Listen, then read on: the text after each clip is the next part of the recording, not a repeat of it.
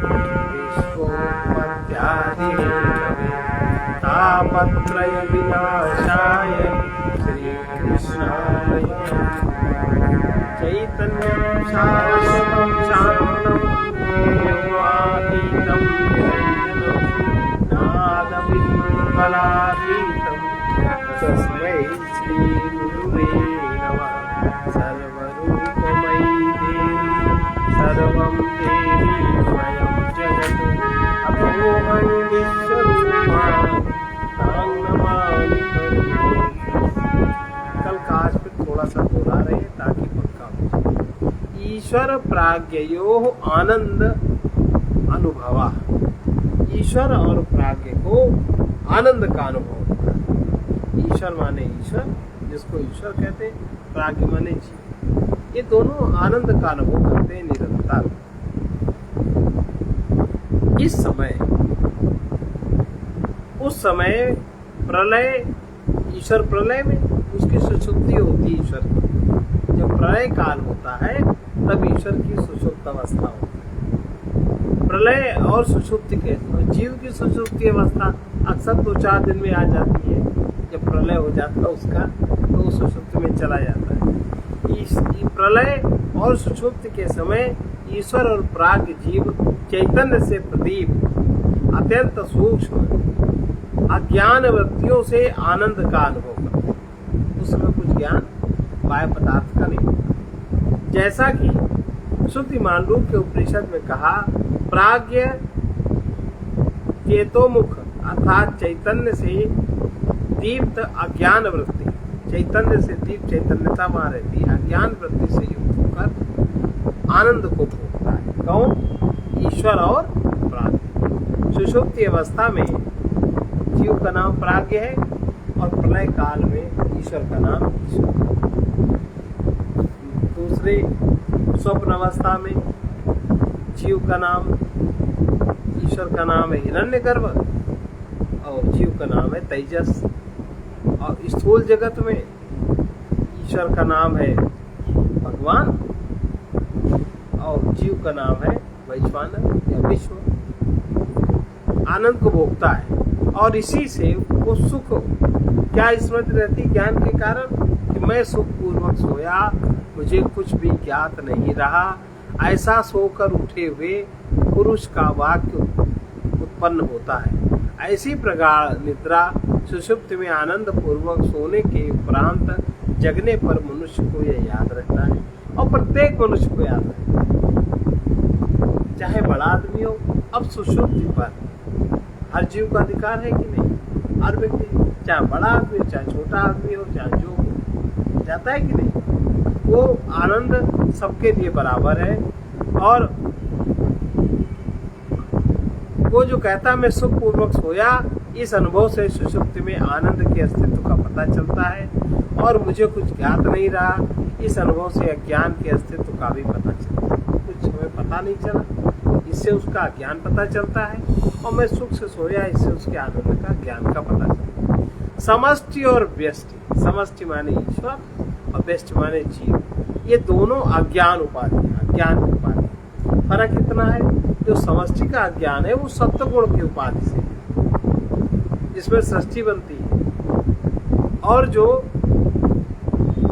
व्यष्टि की उपाधि है, व्यक्ति की उपाधि है, वो मिश्रित सत्व की है, मलिन सत्व की है, रज और तम उसमें मिला होता है। इसलिए उसमें अज्ञान तामसी होता है और उसका अज्ञान ईश्वर का ज्ञान सात्विक होता है।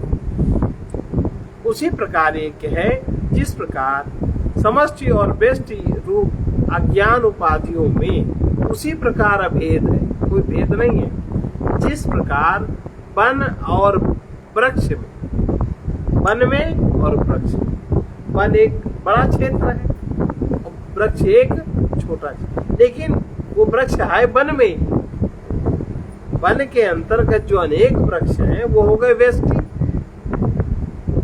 उनमें भी वही क्रिया हो रही है जो संपूर्ण वन के पूरे आयतन में हो रही है, उनके छोटे आयतन में क्रिया हो रही है, पर दोनों की बात गुण सत्ता दोनों की एक है।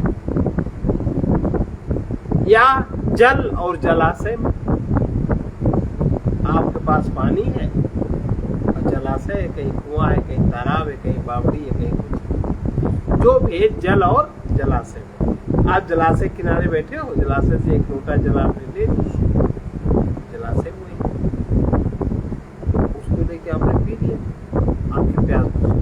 लेकिन जलाशय में तो नहीं पी सकते, उसके लिए कहीं चुल्लू बनाओगे, कहीं कोई बर्तन चाहिए, नहीं पत्ते का दुलना चाहिए, कुछ ऐसा चाहिए जो आपके पेट के आयतन के अनुसार हो। जिस प्रकार जितनी जगह में जल जाता है, आपके पेट में जल स्थान घेरता है, उतना ही स्थान वाला बाहर वो पदार्थ चाहिए, उतना ही जल आपको चाहिए, उसमें आप ये इसका आयतन है। जैसे जो जल का जो लवण आपके शरीर में है, वही आयतन पूरा समुद्र में है, एक है ना। पर कहाँ समुद्र कहाँ शरीर, फर्क है, पर जल दोनों की गुणवत्ता। जैसे वृक्ष में जल और जलाशय में, अर्थात जैसे वृक्षों से वन बनता है और वन वृक्षों से अलग कोई वस्तु नहीं है, और जल की बूंदों से जलाशय बनता है, जलाशय उससे भिन्न कोई अन्य वस्तु नहीं है। उसी प्रकार समष्टिगत अज्ञान की उपाधि, अर्थात समष्टिगत अज्ञान की उपाधि माने ईश्वर सत्य, तथा व्यष्टिगत अज्ञान की उपाधि, इन दोनों में कोई भेद जीव के अज्ञान में, ईश्वर के अज्ञान में केवल प्रकृति का भेद है, रज और तम प्रकृति का। शुद्ध सत्व है, इसलिए ज्ञान में जीव को लगता है। इन अज्ञानोपाधियों से युक्त ईश्वर और प्राज्ञ जीव में भी उसी प्रकार भेद है, जिस प्रकार वन से अवच्छिन्न आकाश और वृक्ष से अवच्छिन्न आकाश और जल में प्रतिबिंबित आकाश, जलाशय में प्रतिबिंबित आकाश में अभेद है। जलाशय में जो आकाश का प्रतिबिंब है और छोटे से जल में जो आकाश का प्रतिबिंब है, प्रतिबिंब में कोई फर्क है, केवल बाहर पात्र का भेद लग रहा है, लेकिन अंदर की गुणवत्ता में कोई फर्क नहीं। जलाशय में पड़ा वस्तु का प्रतिबिंब तथा जल की बूंद में पड़ा उसका प्रतिबिंब, वे दोनों भी एक ही हैं। उसी तरह समष्टि अज्ञान और अज्ञान से, समष्टि अज्ञान से उपहित ईश्वर और व्यष्टि अज्ञान से उपहित प्राज्ञ भी दोनों एक है। श्रुति भी आत्मा को ऐसा सर्वेश्वरा कहकर दोनों के अभेद को पुष्ट करती मांडव्य। इस प्रकार इसका अवतरण इस प्रकार है। पहले कहा जा चुका है कि प्रलय काल में ईश्वर और सुषुप्ति काल में प्राज्ञ दोनों आनंद का अनुभव करते हैं, दोनों आनंद मुख है, माने आनंद खाते हैं। इस पर प्रश्न उठता है, प्रलय तथा सुषुप्ति के समय अंतःकरण और उसकी वृत्तियां तो लीन हो जाती हैं, सुषुप्ति काल में या प्रलय काल में हिरण्य में भी लीन हो जाते हैं, सूक्ष्म जगत भी लीन हो जाता है, स्थूल भी लीन हो जाता है, कारण बचता है, सुषुप्ति अवस्था बचती है ईश्वर। तो पूछ रहे हैं कि प्रलय और सुषुप्ति के समय अंतःकरण और उसकी वृत्तियां तो लीन हो जाती हैं, फिर ईश्वर और प्राज्ञ आनंद का अनुभव कैसे करते हैं? जब कोई वृत्ति ही नहीं है तो आपको आनंद भी तो एक वृत्ति है, प्रिय मोद प्रमोद, इसका अनुभव आपको कैसे होगा? क्या दिमाग वाले लोग पूछते हैं? इसका उत्तर दे रहे हैं तदानी, अर्थात अंतःकरण की वृत्ति के समान चैतन्य प्रदीप्त अज्ञान की भी सूक्ष्म वृत्तियां होती हैं। अज्ञान में जो चैतन्य प्रदीप्त रहता है, ब्रह्म चैतन्य जो प्रदीप्त रहता है, अज्ञान के कारण उसमें भी तो वृत्तियां होती हैं। उन्हीं के द्वारा ईश्वर और प्राज्ञ उस समय आनंद का अनुभव चैतन्य प्रदीप्त वृत्तियों के द्वारा, जो चैतन्य अज्ञान माने सप्तगुण प्रकृति में ईश्वर, रज और तम में जीव, तो उसमें जब चैतन्य का प्रतिबिंब होता है ब्रह्म का, तो उसमें जो कुछ क्रिया होती है उससे वो आनंद का अनुभव, ना कि उनसे बनाए हुए सत्व गुण में अंतःकरण उससे।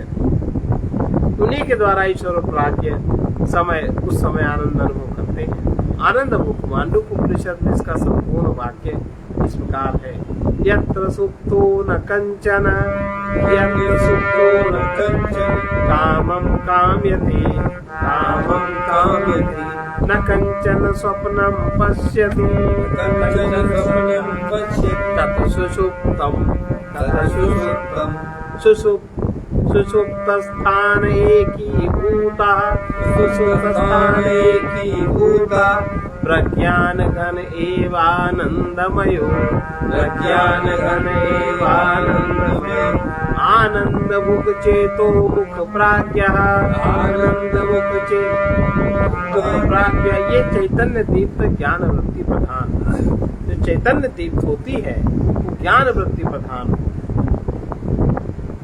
अब चौथा है तुरीय चैतन्य, जो चौथी अवस्था है, सुषुप्त अवस्था का वर्णन हुआ और ईश्वर के हिसाब से प्रलय काल का वर्णन। प्रलय काल में किस क्या स्थिति, कोई डरने वाली बात नहीं, पुनः सब वैसे ही प्रकट हो जाता है। प्रलय में कोई डरने वाली बात थोड़ी, क्या प्राणी एकदम से मरते हैं, कोई नहीं मर, सब धीमे से एकदम सुषुप्ति में सब चले आते हैं। कोई कष्ट वस्त थोड़ी ना होता है। जैसे जब किसी प्राणी का शरीर छूटना होता है तो कोई कष्ट वस्त नहीं होता किसी को, वो धीरे से सुषुप्ति में चला गया, प्राण निकल गया। बहुतों को देखो, कहन अभी तो हम यही थे, हम तो पानी लेने गए तो गए। वो जो बहुत आसक्त लोग होते हैं, जिनके पाप वो बहुत प्रधान होते हैं, वो तड़पते हैं, फिर उनको वेंटिलेटर लगा दो, सांस चल। और जिनका पाप का संबंध परिवार का भी होता है, वो उनको उस पाप युक्त धन के कारण इस तरह की सुविधाएं देकर के उन्हें और कष्ट में डाल देते। भाई उस धन का उन्होंने दान किया नहीं, कुछ सत्कर्म किया नहीं, अब वो धन तो है उसमें, और जो धन है और वो धन तुम्हें कष्ट देगा, तो अब वेंटिलेटर में अपना 4 दिन झेलो भैया, 10 दिन झेलो, और धन कहाँ जा, कहीं 5 लाख हो गया, ऐसे दे दिया और न भाई को दिया, न बंधु को दिया, न परिवार को दिया, न माता पिता को दिया, किसी को नहीं, क्योंकि हमारे काम आएगा, इसलिए काम आएगा। तो अगर दिया होता तो काम आने की नौबतें ना आती, जल्दी मर जाती, कोई कष्ट ना होता। तो ये उन लोगों के लिए भी भगवान की व्यवस्थाएं अच्छी है। तुरीय चैतन्य, तो मरने के समय भी कोई कष्ट नहीं होता, और सुषुप्ति अवस्था में जाने पर भी कोई कष्ट, प्रलय भी जब होता है तभी, जब पता लगा कि शरीर सुषुप्ति में जा रहा है तो उसका बनाया जगत तो पहले ही चला जाता सुषुप्ति, एक एक करके। तुरीय चैतन्य क्या है?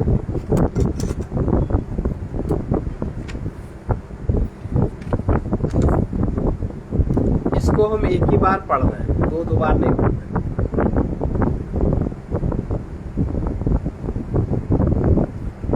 वन वृक्षदावच्छिन्नाकाशयोर्जलाशयज लत्तद्गत प्रतिबिंबिका शयोर्वाधारभूता उपहिता काशवदन योर ज्ञानतदुपहित चैतन्ययोराधारभूतम् यदनुपहितं चैतन्यं तुरीयं इत्युच्यते शिवम् अद्वैतं चतुर्थं मन्यते इत्यादि श्रुतेः इदमेव तुरीयं शुद्ध चैतन्य ज्ञानादित उपहित चैतन्याभ्यां सप्तायः पिंड वद विविक्तम् अन्य महावाक्यस्य वाक्य विविक्तम् संलक्ष्यामिति च उच्यते।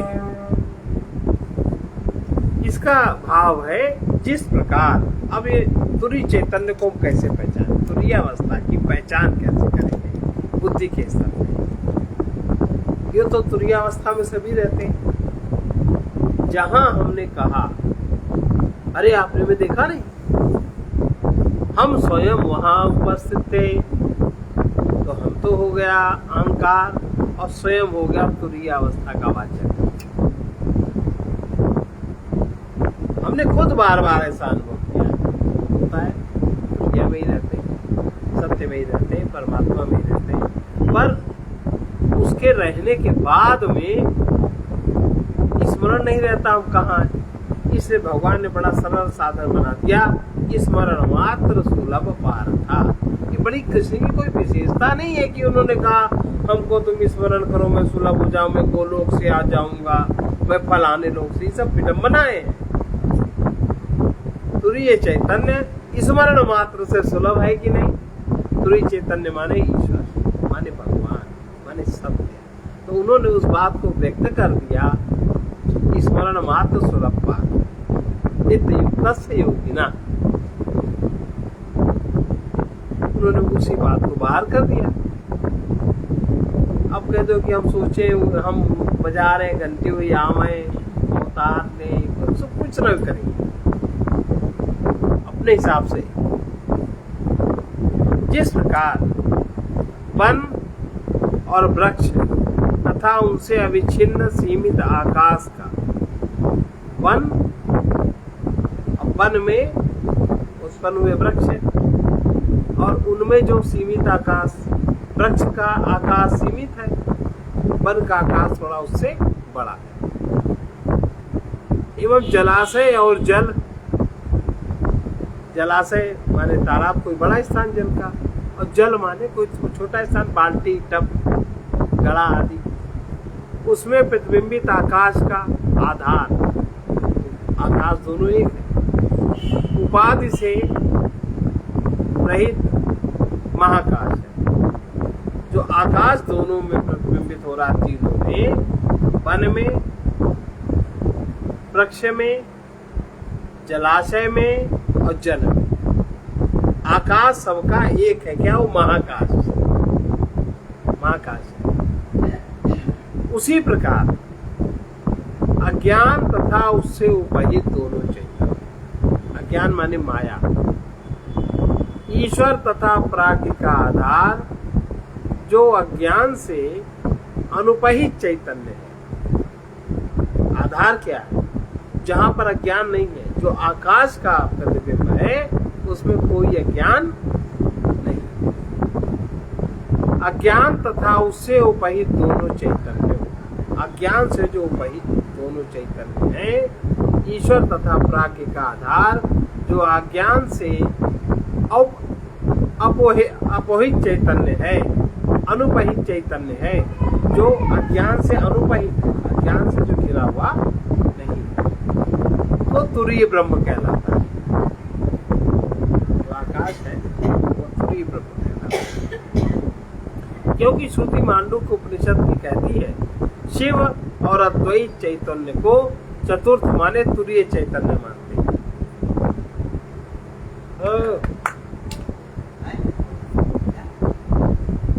उसको तुरीय चैतन्य मानते हैं। जिस प्रकार लाल गर्म लोहे के टुकड़े को क्या कहते हैं? यह लोहा आग है। लाल टुकड़ा लोहे का है। जब टुकड़ा लाल दिखा, वैसे लोहा होता है काला, और टुकड़ा जब लाल दिखा तो कहते हैं ये लोहा आग, जबकि लोहा कभी आग नहीं होता, ऐसा कह दिया जाता है। उसी प्रकार यही तुरीय शुद्ध चैतन्य अज्ञान आदि उनसे उपहित दोनों चैतन्यों ईश्वर और प्राज्ञ से अपृथक होने पर तत्त्वमसि इस महावाक्य का वाच्य है और पृथक होने पर लक्ष्य होता है। अर्थात अज्ञान उपहित पूर्वोक्त ईश्वर तथा प्राज्ञ चैतन्य एवं तुरीय चैतन्य की एकता ही तत्त्वमसि, वो परब्रह्म तुम ही हो, ये लोहा आग ही है। समझ में आ गया? वो परब्रह्म तत्त्वमसि माने वो परब्रह्म तुम ही हो। इस महावाक्य का वाच्यार्थ है तुरीय चैतन्य। इस महावाक्य का वाणी का कहा जाने वाला अर्थ है। और प्रागेश्वर चैतन्य की अपेक्षा, प्रागेश्वर माने कारण शरीर में जो पही चैतन्य जीव है, प्राज्ञ है, उस चैतन्य की अपेक्षा तुरीय चैतन्य की भिन्नता उसका उदाहरण है। प्राज्ञ के चैतन्य की अपेक्षा जो अज्ञान से उपहित है और जो तुरीय से उपहित है, इन दोनों में भिन्नता है। एक में साक्षात चैतन्य बोध है और एक में अज्ञान का केवल आनंद बोध है। भी चैतन्य का गुण है। अज्ञान अवस्था में आनंद बोध वाले प्राज्ञ और साक्षात चैतन्य बोध चैतन्य आनंद वाले तुरीय अवस्था। चतुर्थ विशुद्ध चैतन्यम परब्रह्म। चतुर्थो पूर्णः इति चतुर्थ। और तुरीय अचमानित तुरीय अविद्या ईश्वर एवं प्राज्ञ से चौथा होने के कारण अविद्या ईश्वर प्राज्ञ। अविद्या हो गई माया, ईश्वर हो गया परब्रह्म परमात्मा का उपहित चैतन्य, अविद्या से उपहित चैतन्य, और प्राज्ञ हो गया मिश्रित चैतन्य, मलिन सत्व की उपाधि का चैतन्य जीव हो गया। विशुधामसु यद भोक्तम भोक्ता भोगश्च यद भवेत् तेभ्यो विलक्षणा साक्षी चिन्मात्रो हम सदा शिवा। उसका नाम क्या है? साक्षी। साक्षी चिन्मात्रो हम सदा शिवा। ये चौथी चतुर्थ अवस्था का तुरीय अवस्था का उद्घोष है, उद्घोष मूल वाक्य है।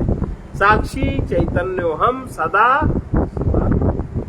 मैं साक्षी हूँ, चैतन्य हूँ और सदा मैं शिव हूँ।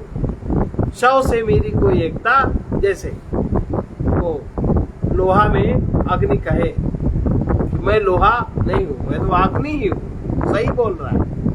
लोहे में वो दिख रहा है, शरीर में वो दिख रहा है, लेकिन वो शरीर नहीं है। जैसे लोहे में आग दिख रही है, आग को प्रकट करने का साधन कुछ तो होगा। अब लोहे में प्रकट ना होए तो आग दिखेगी, लकड़ी में प्रकट ना होए तो आग दिखेगी। तो जब वो चैतन्य जब कहीं भी प्रकट होगा, शुद्ध चैतन्य जब कहीं भी प्रकट होगा, तो उसके वो क्या कहेगा कि साक्षी साक्षी चिन्मात्रो हम सदा शिवा। अग्नि कहीं भी प्रकट होगी तो कहेगी अग्नि चिन्मात्रो हम सदा शिवा। अगर कोई साधन नहीं है, मूलभूत भौतिक कारण नहीं है, तो अग्नि प्रकट है तो व्याप्त। और कितने पदार्थ, सभी पदार्थों में अग्नि है। अग्नि के बाद जो भी तत्व बना, अग्नि के बाद बना जल, जल में भी अग्नि है। पानी विद्युत बनती नहीं है, वो विद्युत तत्व को अलग कर देते। पानी और विद्युत तत्व अलग कर दिया गया तो वो पानी भी उपयोगी नहीं रहता। आपको पता है जहाँ बिजली बनती हो, वो पानी से बिजली अलग कर दी है थोड़ी दूर तक। जब तक उसमें करंट नहीं पैदा हो जाता तब तक उस जल को कोई पीता नहीं है, ये प्राणी। इसीलिए कितनी मशीनें होती हैं आसपास कोई आवाज। अग्नि के बाद जो भी तत्व बना सब में अग्नि है, तो पर दिखाई कहाँ पड़ रही है? तो जब दिखाई पड़ेगी तो कहेगी ना, अपने को व्यक्त करेगी ना, तो परमात्मा चैतन्य ब्रह्म आत्मा कहाँ दिखाई पड़ रहा है? वे सुषुप्ति में गए, कहीं आनंद तुम ही हो, आनंद का तो अनुभव हुआ, लेकिन वहां और सब गायब। कहीं सुप्रीम गए, कहीं तुम कुछ भी देख सकते हो, जो सोचो, जो भी सच में बना है सब तुम्हारे ही हृदय में अंकित है, पर हमारी कल्पना सब ससुरा गलत हो जाता है। होता कुछ और है, दिखता कुछ और है, उसमें हमारी कल्पना अहंकार जुड़ जाता है। इस स्थूल जगत में कुछ जानते ही नहीं। जीव की तो ये स्थिति है। केवल तुरीय अवस्था में उसको समझ में आता है। जब वो समझ जाता है बात को, साक्षी चिन्मात्रो हम सदा शिवा, ये कैवल्य उपनिषद कह रहा है, उसी में अपने को कह सकता है। साक्षी चिन्मात्रो हम सदा शिवा, साक्षी वहां उसका नाम। तेभ्यो विलक्षण, तीनों अवस्थाओं से, तीनों अवस्थाएं कौन कौन सी? त्रिषु धामसु यद भोग्यम भोक्ता, तीनों अवस्थाओं में जो भोग्य भोक्ता है, भोगश्च यद भवेत्, तीनों से अलग, जो अभी तक खुद भोग नहीं रहा था उसको सब भोग रहे थे, वो तेभ्यो विलक्षणा साक्षी चिन्मात्रो हम सदा शिवा। तीनों अवस्थाओं में जो भोग रहा था वो उससे वो विलक्षण अपने को स्पष्ट जानता है कि साक्षी चिन्मात्र हूँ मैं, साक्षी का जैसे अग्नि लोहे में प्रकट तो बहुत देर तक रहेगी, लकड़ी उतनी देर तक नहीं रहेगी। लोहा चूंकि घनत्व वाला पदार्थ है, उसमें घनत्व में अग्नि भी तो जाएगी, देर तक रहेगी। अब वो कहे साक्षी, क्या हमने अपना रूप देखा? साक्षी चिन्मा, रूप क्या देखेगी? जो लोहे का आकार होगा। साक्षी चिन्मात्रो हम, इस प्रकार सदा शिवा, मैं हमेशा से शिव ही हूँ, मैं कभी शव हुआ ही नहीं। यह है चौथे तुरीय अवस्था का। विशुद्ध चैतन्य को भी शिव ही कहते हैं। तपे हुए लोहे की तरह, तपे हुए लोहे के लोंदे की तरह। भाव यह है, अग्नि में तपे हुए लोहे के अत्यंत लाल होने पर लाल गोले में भार वजन आदि पार्थिवांश है के रहते हुए भी अग्नि के गुण दाहकता शक्ति से संपन्न होने के कारण उसे अग्नि का गोला कह रहे हैं। अग्नि का कोई गोला वोला नहीं होता, आकार है वो लोहे का, अग्नि का गोला कह रहे हैं। तथा उससे जल जाने पर लोहे का गोला जलाता है। ये नहीं कहेंगे अग्नि के गोले ने जला दिया, क्योंकि अग्नि का गोला होता नहीं, इस लोहे के गोले ने हमें जला दिया। ऐसा व्यवहार में बोलते हैं। यहाँ तप्त पिंड का वाच्यार्थ है, तप्त अधा पिंड का वाच्यार्थ है अप पिंड का अग्नि से अभिन्न प्रतीत होना, किंतु अपपिंड अग्नि नहीं हो सकता। अतः मुख्यार्थ वाले लक्षण के नियम से यहाँ लक्षण करने पर लक्ष्यार्थ होता है अग्नि का अयः पिंड से भिन्न प्रतीत होना।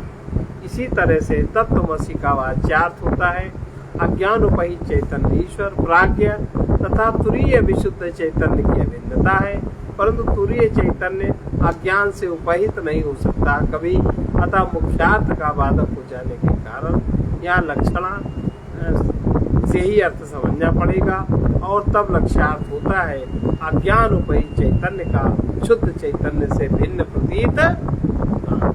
ये अध्याय अब कल हम लोग पढ़ेंगे अज्ञान की जो दो शक्तियां हैं, माया की आवरण और वो क्या है।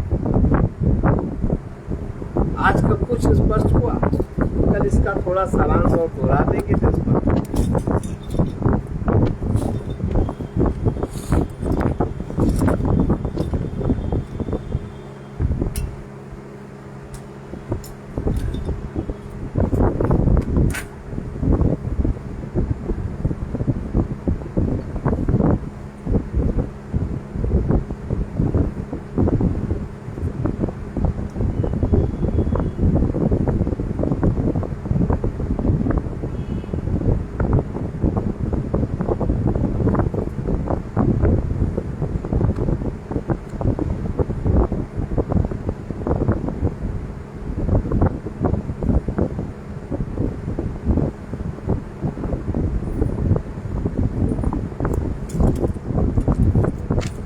तत्वमसि का भावार्थ,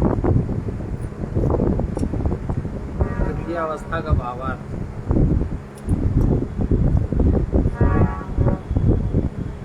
देख रहा हूँ ध्यान लगाए, देख रहा हूँ ध्यान लगाए, तुम मुझ में हो मैं तुम में, तुम मुझ में हो मैं तुम में हूँ। जो जाने जो देखे सो ये गाए, जो देखे सो ये गाए, जो देखे सो ये गाए, जो देखे सो ये गाए। तुम मुझ में हो मैं तुम में, तुम मुझ में हो मैं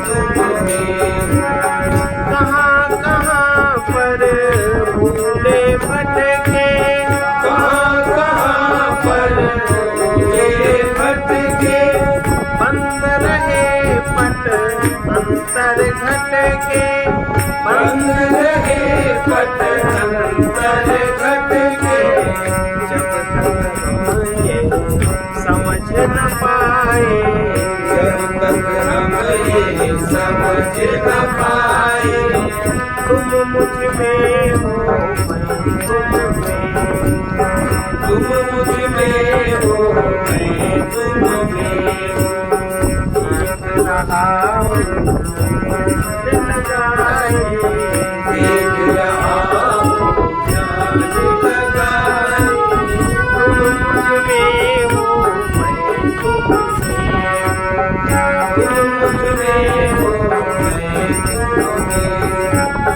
खोज फिरे मंदिर मूर्ति में खोज फिरे मंदिर मूर्ति में मुग्ध हुए अपनी कृति में मुग्ध हुए अपनी कृति में ऐसी खुली तो यही दिखाए वैसी खुली तो यही दिखाए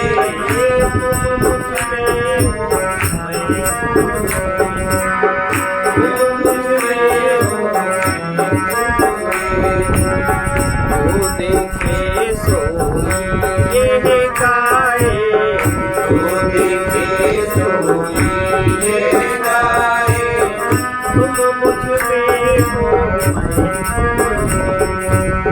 तुम मुझ में हो मैं तुम में कोई तुमको निर्गुण माने कोई तुमको निर्गुण माने कोई तुमको सगुण बखाने कोई तुमको सगुण बखाने अकल विश्वमय रूप बनाए बनाए तुम मुझ में हो मैं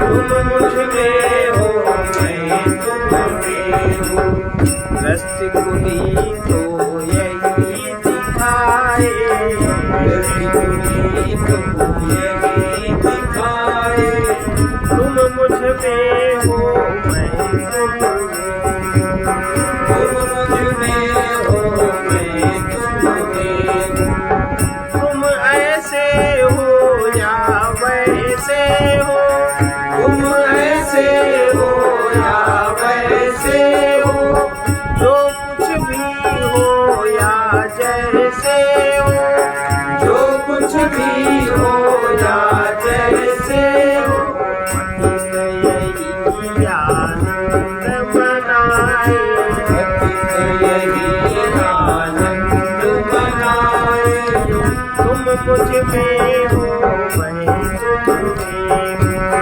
तुम मुझ में हो मैं तुम में हूँ देख रहा हूँ ध्यान लगाए देख रहा हूँ ध्यान लगाए तुम मुझ में हो मैं तुम में तुम मुझ में हो मैं तुम में हूँ जो देखे सो ये गाए जो देखे ये गाए तुम मुझ में हो मैं तुम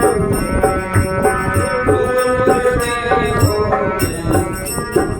अपने में ही अपने प्रियतम को देखना ही दूरी मिटाना है और अपने में प्रियतम को देख पाओगे चौथे स्तर में जागृत स्वप्न सुषुप्ति का अगर आधार समझ लोगे तो समझ में आ जाएगा जिसके बिना तुम रह न सको उसे ही अपना प्रेम पात्र समझो सर्वे भवन्तु सुखिनः सर्वे सन्तु निरामयाः सर्वे भद्राणि पश्यन्तु मा कश्चित् दुःखभाग् भवेत् कृष्णाय वासुदेवाय हरे परमात्मने प्रणतक्लेशनाशाय गोविन्दाय नमो नमः उग्रवीर महाविष्णुं ज्वलन्तं सर्वतोमुखं